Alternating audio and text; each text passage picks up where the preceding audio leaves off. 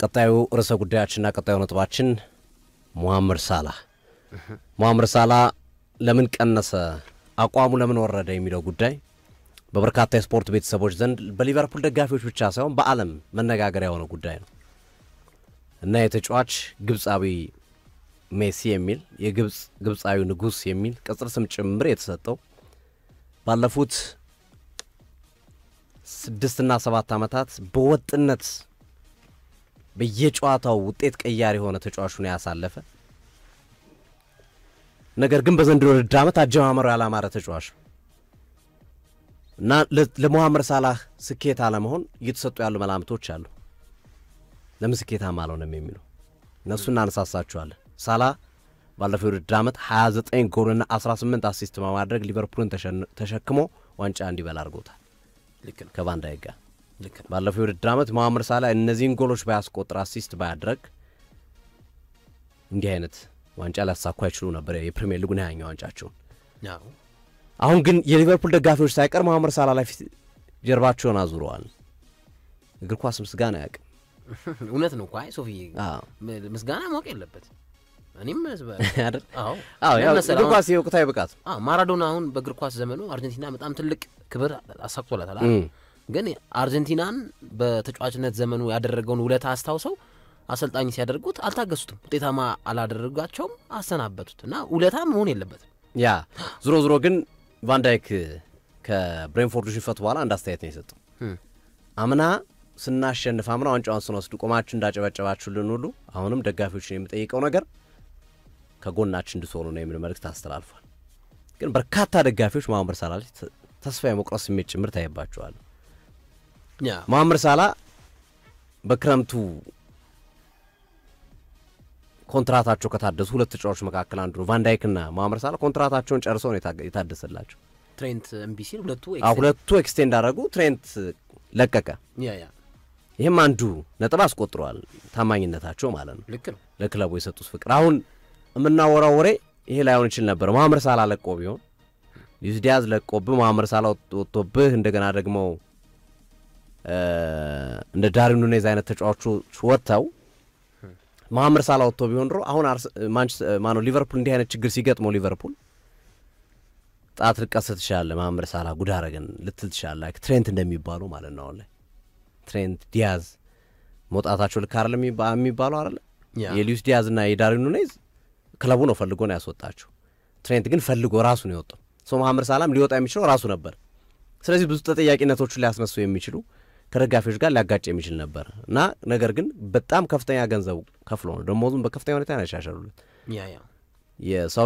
የሳውዲ ደሞዝ ነው የሚመስለው ደሞዛቸው የትሬንትና የማን ነው የቫን ዳይክና የሳላህ የሳውዲ ደሞዝ ነው የሚመስለው 400 ምናምን ሺህ ከነ ቦነሱ 500 ምናምን ሺህ ምናምን ብዙ ገንዘብ ነው የሰጧቸው እና እነዚህ ነገሮች በሚሆንበት ሰዓት ሳላህ ቢያንስ 1-2 ዓመት ያገለግላል የሚል እምነት ስላላቸው ሌላ አይደለም እንደነ ሞድሪች እንደነ ክርስቲያኖ ሮናልዶ ራሱን የሚጠብቅ ስለሆነ አልባሌ ቦታ ስለማይገኝ 2-3 ዓመታቶችን ቢያንስ 2 ዓመታቶችን በጥራት ያገለግላል ከዛ በኋላ እንኳን በተቀያሪም ያደረገ ብንጠቀምበት የሚል እስከ 35 ዓመቱ ያገለግለናል የሚል እምነት ነበራቸው ግን ዘንድሮ ሙሐመድ ሳላህ ልክ አይደለም አቋሙ በጣም ቀንሷል ለዚህ እንደ ምክንያትነት የሚነሳው ያው አንዱ ዲያጎ ጆታ አልፈት ህይወት ነው ሙሐመድ ሳላህ ጋር ቅርበት ካላቸው ተጫዋቾች መካከል ዲያጎ ጆታ ይጠቀሳል በጣም ቅርብ ነበሩ ሳይኮሎጂካሊ ጎርቶታል በስነ ልቦናው ግን እሱም ብቻ ሳይሆን እንዳለ የሊቨርፑል ተጫዋቾች ግን አሁን ከሙሐመድ ሳላህ ውጪ እንዲሁም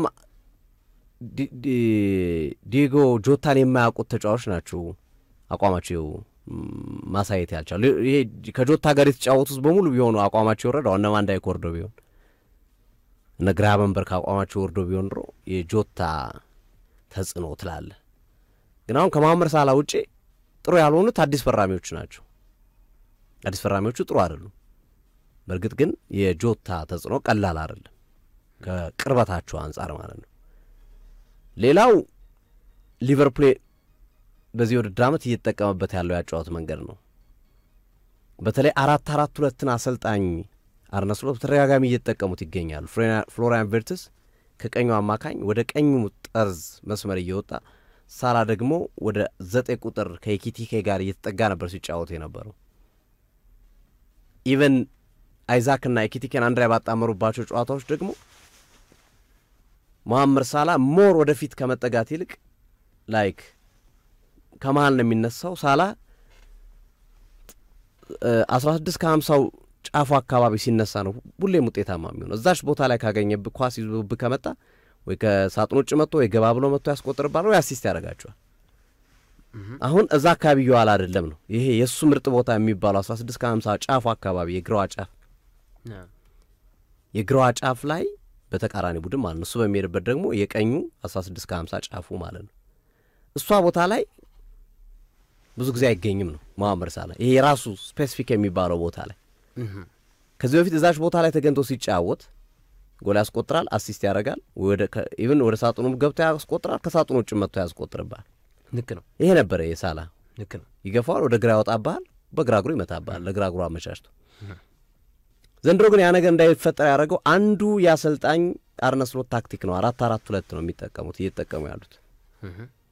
ፍሎሪያን ኦርቲዝ ወደ ግራው ሲወጣ ሳላ ወደ 9 ቁጥር ይመጣና የሚጣመረው ከኢኪቲኬ ጋር ነበር። አሁን ደግሞ አይዛክ እና ኢኪቲኬ ሲጣመሩ የሳላ ቦታ በጣም ወደ ኋላ መጣ። 4-4-2 ሲሆን ማለት ነው። ወደ ኋላ ሲመጣ ከመሃል ሜዳ አካባቢ ተነስቶ 16 ከ50 እስኪደርስ ድረስ 2-3 ተጫዋች ያገኙታል፣ ያቋርጡበታል። እዛኛው የበፊቱ ታክቲክ ግን አንድ ተጫዋች ነው ማክሲመም የሚያገኘው የነበረው ከተቃራኒ ቡድን ጋር አንድ ተጫዋች ነው የሚያገኘው። እሱ ነው ይቀንሰዋል ወይ ገፋ አድርጎ ሄዶ አሲስት ያደርጋል። ተመሳሳይ ነገሮችን ይሰራ ተመረከተ። ታክቲካሊ የአርነ ስሎት የታክቲክ አተገባበርም አንዱ ለዚህ ተጫዋች ውጤታማ ለመሆን እንደ ምክንያትነት እየተጠቀሰ ያለ ጉዳይ ነው። እና አምና 29 ጎልና 18 አሲስት ያደረገ ተጫዋች ዘንድሮ እስካሁን ድረስ ያለው 3 ጎል ብቻ ነው። 3 ጎል ነው። በጣም ደካማ ነው። በዛ ላይ 415 ሚሊዮን ፓውንድ የወጣባቸው አጥቂዎች ነው ያሉት አጠገቡ። ኢኪቲኬ፣ ቬርትዝ፣ አይዛክ ይሄን ያህል ገንዘብ የወጣባቸው ተጫዋቾች አካባቢው አሉ። ከሱ አካባቢ በ5 በ6 ሜትር ርቀት የሚያገኛቸው እነዚህን ውድ ተጫዋቾች ነው። ለምን ውጤታማ አልሆነም የሚለው አንዱ ደግሞ ያው የነ ፍሎሪያን ቪርትዝ የነ አይዛክ ጥሩ አለመሆንም እሱን አንዱ ቡድን ጥሩ ካልሆነ በነገራችን ላይ አንተም ትወርዳለህ ጥሩ ብትሆን እንኳን።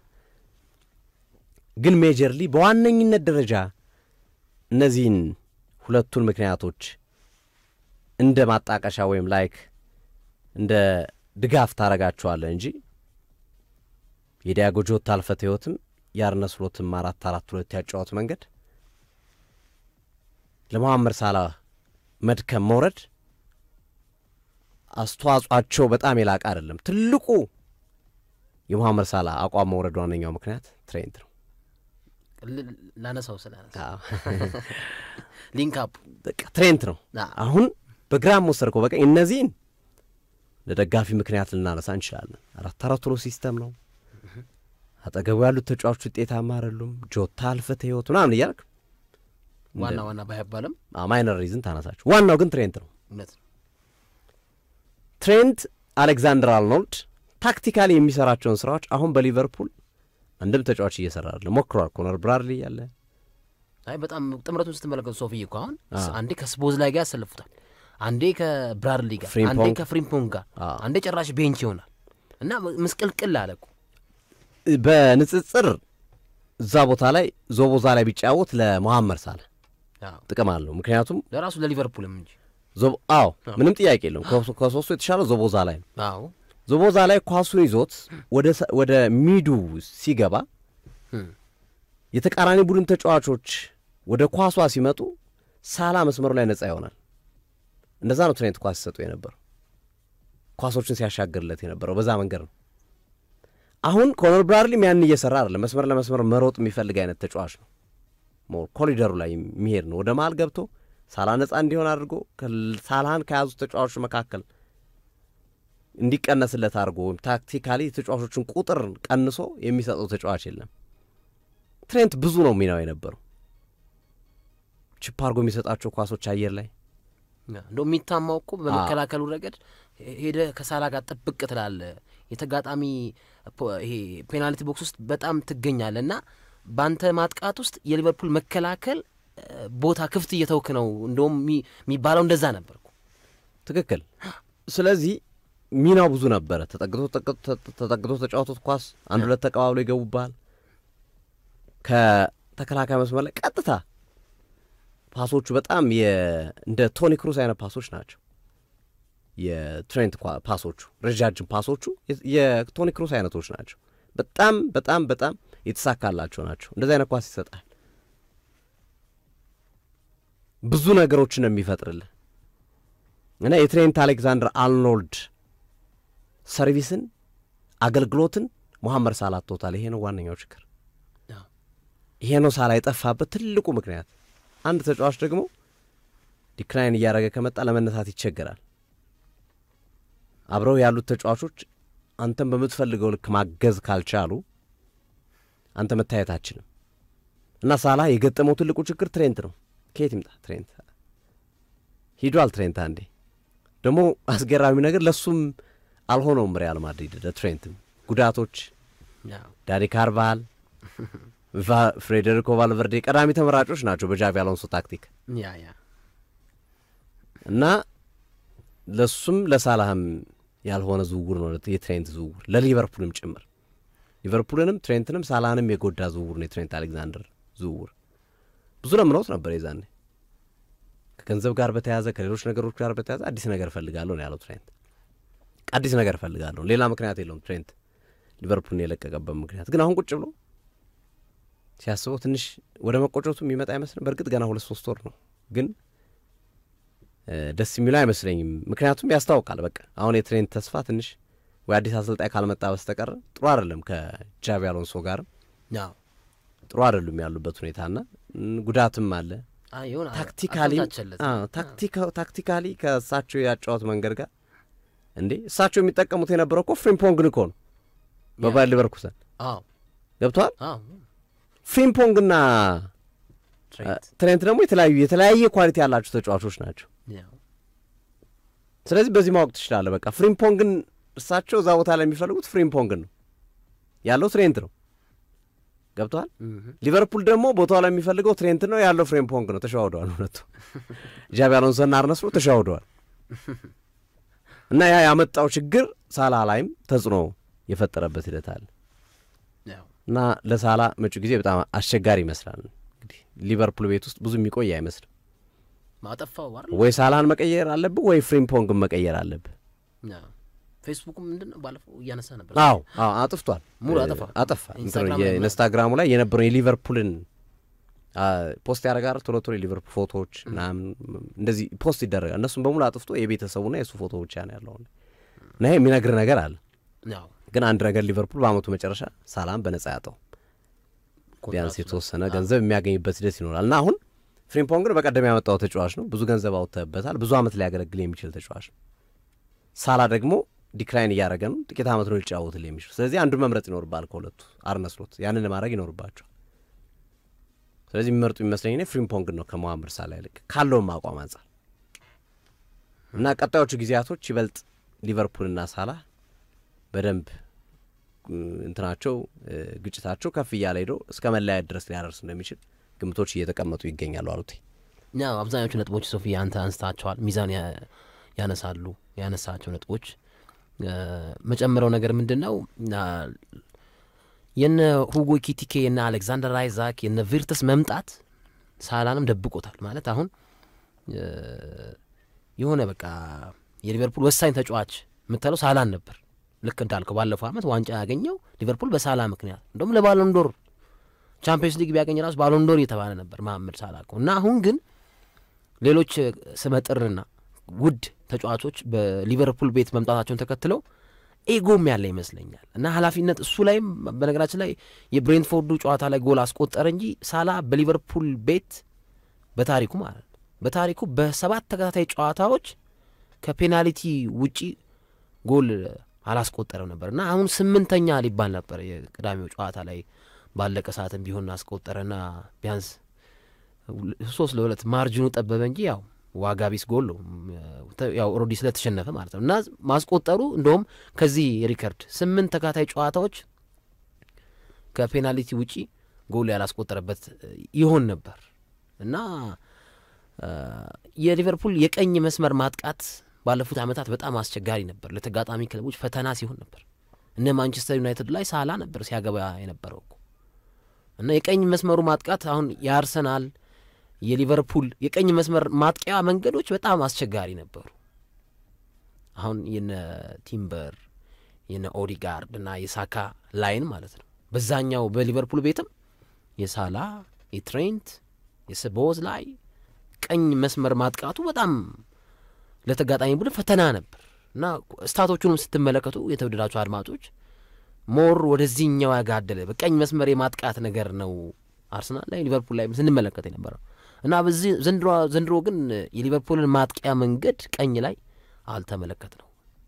ብዙ ጊዜ ይቀያየራል፣ ሺፍቲንጎች አሉት። እኔ ባይዘወይ ማለት አሁን ነገር ማንቸስተር ላይ ይገናል አይደል? ትልቅ ክለብም ስለሆነ የዜና አውታር ይሆናል። አሁን ማንቸስተር ዩናይትድ 4 ተከታታይ ጨዋታ ቢሸነፍ እንዴት ነበር ዜናው? ማንም ነበር የሚቀበለው፣ ዓለም አቀፍ ሚዲያዎች ማንም። ሊቨርፑል ግን 4 ተከታታይ ጨዋታ የተሸነፈ እኮ ይሄን አልተተቸም እኮ። ባይዘው እኔ አርኔ ስሎትን ባለፈው ዓመት ራሱ ዋንጫ የወሰዱት የነ ሲቲና የነ አርሰናል መድከም ነው እንጂ ብቃታቸው አይመስለኝ።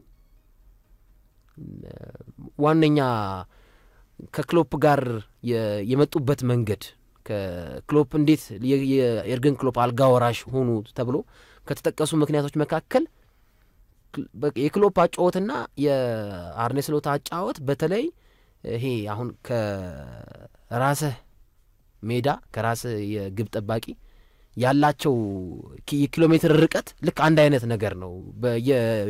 የሜትር ርቀት ኪሎ ሜትር አልኩ የሜትር ርቀት በጣም ወደፊት የሚጠጋ ቡድን ነው የፌኖርድን ቡድን አርኔ ስሎት ሲሰሩት። እና የመጨረሻ ተጫዋቹና የግብ ጠባቂያቸው ጋር ያለው የሜትር ልዩነት ረጅም ነው። እና ክሎፕም እንደዛ ስለሚሆኑ ነው አርኔ ስሎት የመጡት የሚሉ አንድ መመዘኛ ነበርና ቅድምም ጠቅሼዋለሁ።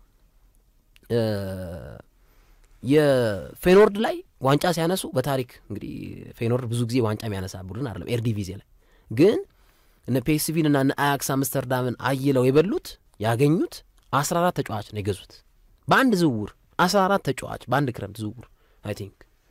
እና አሁንም ሰውየው የመግዛት ችግር የለባቸውም። ፕላን ያልተደረጉ ዝውውሮች ተፈጽመዋል። የኪቲኬና የአይዛክ አሁን ፕላንድ ነው አይ ዶንት ቲንክ ሶ። ይፍጠን የቪርትስ ጉዳይ የቾኮላ ይመስላል። አሁን እኮ በጥቂት ገንዘብ እኮ አሁን የምቦሞና የኩኛ እኮ ዋጋ እኮ ከነ ቪርትስ ጋር ስታነጻጽረው የእጥፍ ልዩነት አለው። ኦልሞስት ለእጥፍ የቀረበ ግን የእንግሊዝ ፕሪሚየር ሊግን ያውቃሉ ምን ያህል ግልጋሎት ይሰጡት እንደሆነ መናገር ይቻላል። እና ይሄ ነው ሐሳቢ ሶፊ።